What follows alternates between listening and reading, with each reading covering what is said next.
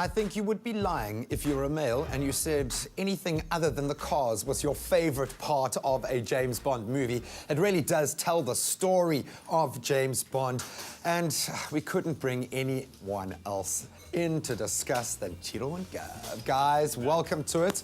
Thanks, good to be back. Morning. Oh, it's exciting, man. I know. Hey, a retrospective of the great man's vehicles. And, you know, for me, I would have to say Aston Martin stands out as the brand we associate with James Bond, but there's actually been a whole range of cars.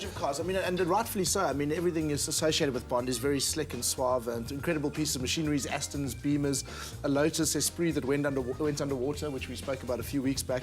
But I prefer to remember my favourite James Bond, Roger Moore, driving probably one of the worst cars ever to stalk the earth, which was the Citroen 2CV. That's how cool Roger Moore was. How cool he could put it off. He made that car. He actually made that car look cool. It was in For Your Eyes Only, and it literally was For Your Eyes Only. Yeah, let's be very clear about that. Now, what the 2CV lacked in reliability, looks, handling, build quality, innovation, all of those, it made up with charm. And who better than to bring the charm out of this car than Roger Moore here in this scene. Now, he's being chased by two Peugeot 504s, and we must remember that this 2CV had about 007 horsepower. And I mean, some of the stunt driving in this scene is probably what I loved about this when I first saw it when I was a kid. I mean, I know these cars were absolutely useless at going around corners and generally being cars. They weren't very good at it. I was about to say, this isn't stunt driving, this is survival. And they can take a bullet hole. That's the thing, they can really take a bullet hole. Exactly, and of course James Bond has to nod across at the villain who has a gun there when he's in the Citroen TCV. There's just so much, as I said, just so much charm, not only about this car, but about this whole scene. It's probably one of my favourite And you can see how much relish that villain is taking in knocking that car off the road. Absolutely destroying the TCV. And of course they roll down a hill. It does start again miraculously. They weren't good at starting either generally. So well, there we go. Off he goes. Where do you put the engine in a Citroen? And just before this, he's been running through a Cuban forest in a dinner jacket, avoiding crossbows, obviously. And his Lotus is actually self-destructed because someone tried to break into it. So obviously, there we go. Obviously, Bond cars just blow up when you try and break into them. So he had to use the assassin who's the beautiful woman with him. He had to use her car, and he had a raise. And she's got James Bond hair as well. That doesn't get unsettled. This is unofficially the cheapest Bond car chase ever. Doing his own stuff. It's not bad at all. Not bad at all. But absolutely one of my favourites. And I think, as we said, that's the power of Bond. You can make even the worst cars look incredibly cool and amazing. Yeah. Your favourite? My favourite chase scene is the most absurd. So you've got Pierce Brosnan as James Bond in a BMW 7 Series, champagne gold, obviously. Yeah. But they don't have him driving it because then he'd look like a chauffeur. So they've got him lying down in the back seat, steering the car with his cell phone. There we go. Now, obviously, yeah. I mean, this just shows you that Bond doesn't play by the rules that we play with, us mere mortals. He's got a smartphone that can drive his cars. I mean, smartphones weren't that smart then; they're not that smart now. So, but I mean, this is basically like being. Look, there we go. As Bond does, straight into the back seats. This is like playing PlayStation while being shot at in a parking lot. That's what's happening here. It's fantastic. Gotta love it. And BMs came and went, really, as the Bond car. They did have it. It begs the question of driving with cell phones. Cops always stop you and say, what are you doing? So, there you go. Bond demonstrating how you can actually drive with a cell phone. You can do it, but don't try it at home, kids. Absolutely. Well, we can thankfully say that the manufacturers are still pushing out Bond-esque cars.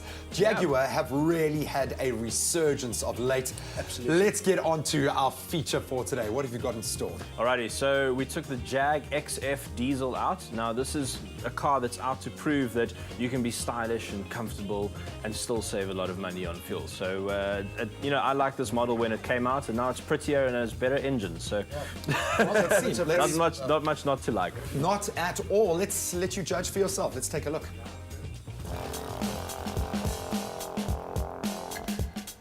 The latest XF is a shining example of what the British can do with Indian money. Ciro discovers that size, style and comfort don't have to be sacrificed in the pursuit of fuel economy.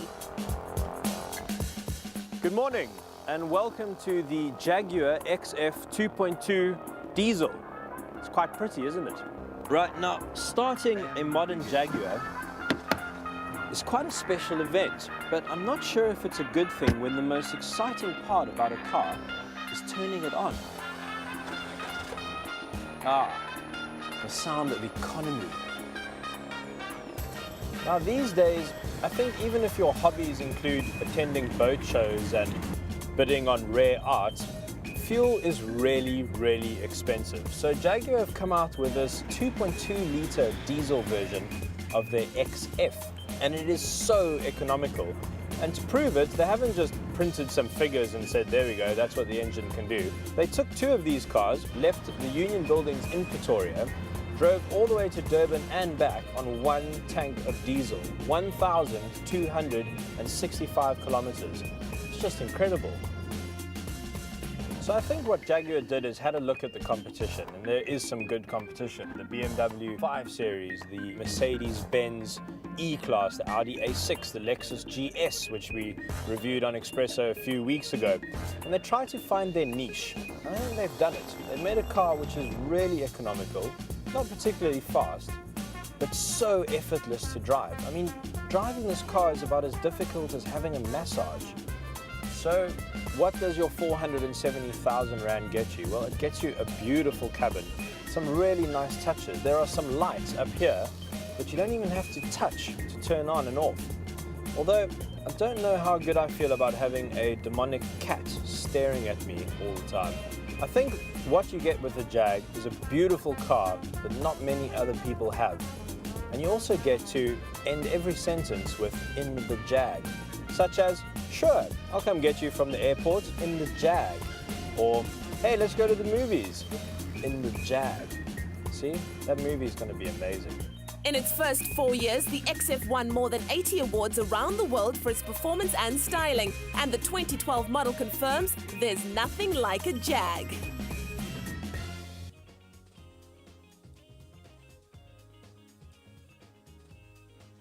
Oh, making an impression. I had to take a moment there to find myself. That Jag made you look like James Bond, I was bud. into the Jag. Yeah, And I mean, that's the best thing is you can say. My one slight gripe about the car, I call it jag lag. It's not jet lag. It's kind of the turbo does take a while to get going before, so you kind of have to to waft Durban and it. back in 1 tank of petrol, you'll take it. I'll take man. it, absolutely. Yeah, But what a magnificent car. And I mean, what's that coming in at about 545? They actually started at about 475, so it's not too bad. That one was spec to about 575, yeah. So really, really decent That's value. where for that Jag have hit the comfort, mark. They make it accessible, obviously within reason. Yeah, we need Bond in a Jag, I think. yeah. Back in the Jag. The British coming, Prime man. Minister drives one. So. Well, then it must be good. Gentlemen, thank you so much. I love Thank the you. lengths that you guys go to give us a feel of the best rides out there. Thanks, Greg. I think we should dedicate this whole month to James Bond, man. I agree. I agree. Yeah. I love it, Plenty man. more to come. Yeah. And thanks for looking the part, fellas. Always a pleasure to have the OverDrive crew with us. Now, though, it's been building and building time for that martini. Shaken, not stirred, and non-alcoholic.